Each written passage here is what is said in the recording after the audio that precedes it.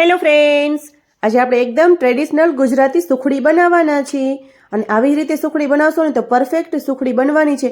અને ઘણા લોકોની ફરિયાદ હોય છે કે સુખડી કડક થઈ જાય છે, ભૂકો થઈ જાય છે, સારી નથી બનતી.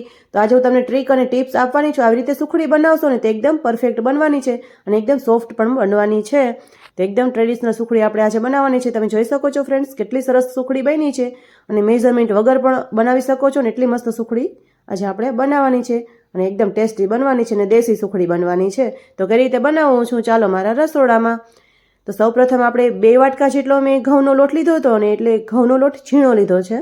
આપણે કરકરો કે જાડો લોટ નથી લીધો, જે રેગ્યુલર રોટલી માટે યુઝ કરી છે ને એ જ લોટ લીધો છે. અને એને આપણે નોર્મલી થોડો એવો શેકવાનો છે, એટલે કે બહુ કલર ચેન્જ નથી થવા દેવાનો. તમે જોઈ શકો છો ફ્રેન્ડ્સ કે આ રીતે લોટું મીડિયમ આંચ ઉપર આપણે એને શેકવાનો છે લોટને. તો સરસ એવી આપણી સુખડી બનવાની છે. અને ડાયરેક્ટ પણ તમે બનાવી શકો છો, પણ આ રીતે તમે એકવાર ટ્રાય કરજો કે લોટની થોડો એવું શેકીને સુખડી બનાવજો તો એકદમ પરફેક્ટ સુખડી બને છે અને બહુ સરસ સુખડી બને છે. તો મારો તો અનુભવ છે, મેં તો ઘણીવાર આ રીતે બનાવી છે અને અમારા ઘરમાં તો વારંવાર બને છે. એટલે આ રીતે આપણી મસ્ત એવી સુખડી બનાવવાની છે. તો તમારી સાથે વિડીયો આજે શેર કર્યો છે કે કઈ રીતે ટ્રેડિશનલ સુખડી બને છે અને એકદમ પરફેક્ટ બને છે. તો આ રીતે આપણે લોટને થોડો એવું શેકવાનો છે અને કલર બહુ ચેન્જ નથી થવા દેવાનો. અને તમારે થોડીક એવી ડાર્ક સુખડી જોતી હોય ને તો થોડી વધારે તમારે લોટને શેકવાનો છે. તો આપણે પરફેક્ટ લોટને શેકી લીધો છે અને બીજા વાસણમાં નીકાળી લેવાનો છે.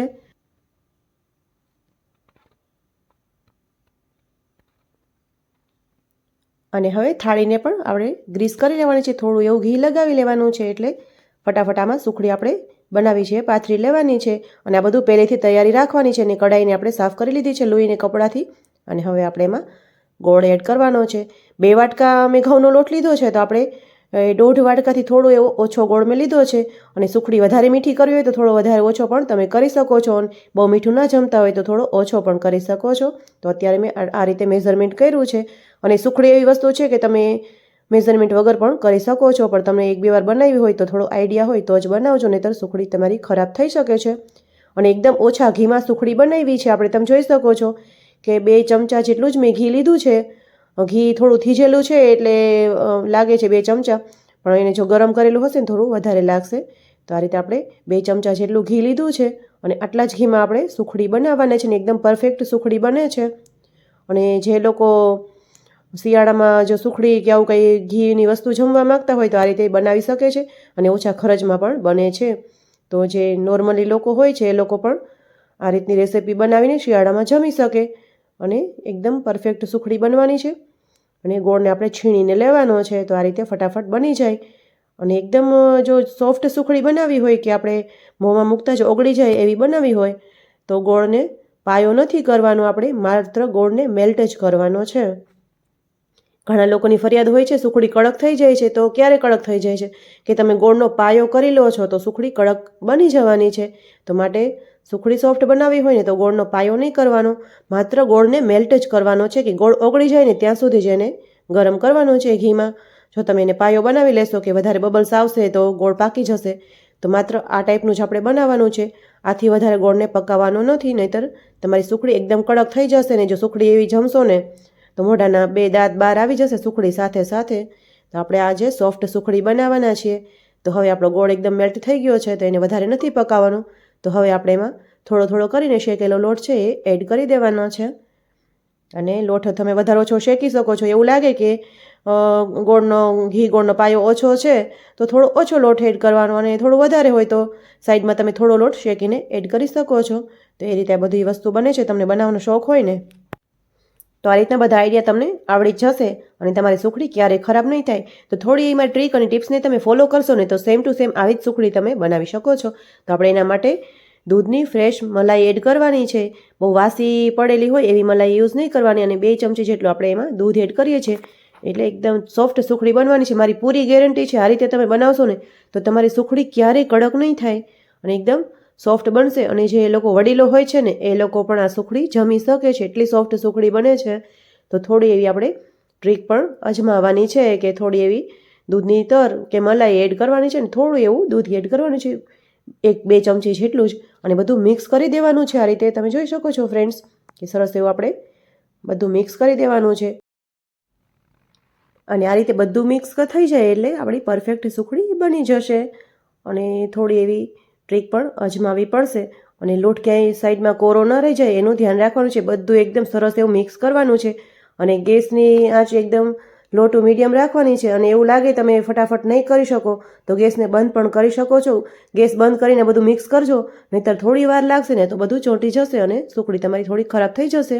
તો એના માટે અને લાસ્ટમાં થોડું એવું ઘી એડ કર્યું છે, નાનકડી અડધી ચમચી જેટલું ઘી એડ કર્યું છે, એટલે કે સુખડીમાં બધું એકદમ સરસ સેટ પણ થઈ જાય અને થોડી એવી શાઇનિંગ આવે. અને થોડું તમને એવું કોરું મોરું લાગે છે, પણ અત્યારે લાગે છે શિયાળો છે ને એટલે એવું લાગે છે, પણ જ્યારે તમે થાળીમાં પાથરશો ને ત્યારે સરસ એવી સેટ થઈ જશે.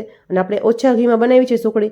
ઘી એકદમ વધારે હોય ને તો લચકતી સુખડી બને છે, પણ ઉપર એક્સ્ટ્રા ઘી આવી જાય છે અને બધું જમીએ ત્યારે ગળે ચોટે છે અને થોડું એવું બગાડ પણ થાય છે. તો એના માટે આપણે થોડા ઘીમાં બનાવી છે અને સરસ એવી સોફ્ટ સુખડી બને છે. તો આપણું સુખડીનું સરસ એવું બની ગયું છે. અને હવે આપણે થાળીને જે ઓલરેડી ગ્રીસ કરીને રાખી હતી ને એમાં આપણે પાથરી દેવાનું છે. બધું કાઢી લેવાનું છે આ રીતે. તો ક્યાંય તમે જોવો છો કે કઢાઈ ખરાબ પણ નથી થઈ, ક્યાં પણ વધારે ચોઈટું પણ નથી.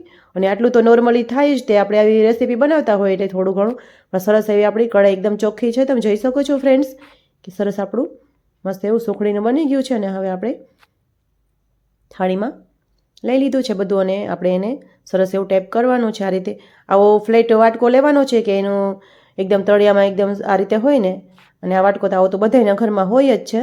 તો આ રીતનું આપણે સરસ એવું સુખડીને થપથપાવીને સરસ એવું બધું સેટ કરી લેવાનું છે. અને બીજું કોઈ વાસણ ઉપસેલું હશે ને તો આ રીતે સરસ સેટ નહીં થાય. એના માટે અમે તો આ સ્પેશિયલી વાટકો રાખ્યો જ છે કે સુખડી કે આવું કોઈ પણ વસ્તુ બનાવીએ તો આનેથી જ આપણે બધું સેટ કરીએ છીએ. તો સરસ એવી આપણું સુખડી બની ગઈ છે. તમે જોઈ શકો છો ફ્રેન્ડ્સ કે હવે તમને ઉપર થોડું એવું ઘી આવ્યું હોય એવું લાગે છે. એક્સ્ટ્રા ઘી નથી, જે છે ને એકદમ માપે છે, થોડું પણ વધારે ઓછું નથી થયું, ઓછું પણ નથી અને વધારે પણ નથી. તો એટલું આપણું પરફેક્ટ, બહુ વધારે મેઝરમેન્ટ નથી લીધું ને તો પણ આપણી સુખડી એકદમ પરફેક્ટ બની છે અને એકદમ સોફ્ટ પણ બની છે. અને તમે પણ અમારી ટ્રીક અને ટિપ્સને ફોલો કરશો ને ફ્રેન્ડ્સ તો આવી જ સુખડી તમે પણ બનાવી શકો છો. તો આ રીતે મસ્ત એવી સુખડી બનાવી છે. ને તમને કહેવાનું તો ભૂલી જ ગઈ કે રેસીપી સારી લાગે તો મારી ચેનલને સબસ્ક્રાઈબ જરૂરથી કરી લેજો અને લાઇક પણ કરજો. અને નાની એવી કમેન્ટ કરશો ને તો મને ઘણું બધું મોટિવેશન મળે છે. અને મને પણ એમ થાય છે કે ફ્રેન્ડ્સ લોકોને બધાને મારી રેસીપી ગમે છે તો એ લોકો કમેન્ટ કરે છે. અને તમારે કોઈ પણ રેસીપી બનાવડાવી હોય ને તો મને કમેન્ટ કરશો ને તો એ રેસીપી હું જરૂરથી બનાવીશ. પણ કમેન્ટ સાચી હશે ને તો બનાવીશ. એક બે કમેન્ટ હોય તો હું એટલું બધું આપણી મહેનત ના કરી શકીએ ને. કમેન્ટ વધારે હશે ને તો હું જરૂરથી તમે કહેશો એ રેસીપી બનાવીશ. તો આપણે સરસ એવું સેટ થઈ ગયું છે. 2 થી 5 મિનિટ જેટલું રાખ્યું છે. અને હવે આપણે એને આ રીતે સરસ કાપા પાડી લેવાના છે. તો જે તમારે સાઈઝ આકાર જોતો હોય, તમે જે રીતે પાડવા માગતા હોય એ રીતે તમે એને કાપા પાડી શકો છો. તો સરસ એવા આપણે મસ્ત એવા સુખડીના ચકતા કયો, બટકા કહો, ઘણા લોકો ઢીફલા પણ કહેતા હોય છે. તો જે જેની બોલવાની રીત હોય એ રીતે તમે કહી શકો છો. તો મસ્ત એવા આપણે સુખડીના પીસીસ કરી લીધા છે, તમે જોઈ શકો છો ફ્રેન્ડ્સ. અને જરા પણ તૂટતી પણ નથી, એટલે કે આમ બધું ઉખડી જતું કે એવું પણ નથી. સરસ એવી સોફ્ટ સુખડી બની છે. નહીંતર જો ઘી ઓછું હોય ને કે ગોળ વધારે હોય એવું કંઈ હોય ને તો તમે આ રીતે છરીથી કાપા પાડવા જાઓ ને ત્યારે બધું ભૂકો થઈ જાય છે. તો એ રીતનું પણ નથી. સાવ માત્ર ઓછું ઘી હતું ને તો પણ સરસ એવી આપણી સોફ્ટ સુખડી બની છે અને પરફેક્ટ સુખડી બની છે. તો આ રીતે શિયાળામાં તો અમારા ઘરે અઠવાડિયે એકવાર તો આ રીતની સુખડી બને જ છે. ઉનાળામાં પણ બને છે, પણ શિયાળામાં થોડી વધારે બને છે. તો આ રીતે આપણે પરફેક્ટ સુખડી બનાવી છે. તમે પણ આવી સુખડી બનાવજો અને તમારા ફીડબેક મારી સાથે જરૂરથી શેર કરજો. અને સુખડીની રેસીપી સારી લાગી હોય તો મને કમેન્ટ તો જરૂરથી કરજો. એ મારી રિક્વેસ્ટ છે કે કમેન્ટ કરશો ને તો આગળ મને ઘણું બધું બનાવવાનું મન થાય છે. આપણી પરફેક્ટ સુખડી બની ગઈ છે. તો ચાલો સુખડી જમવા. Thank you for watching.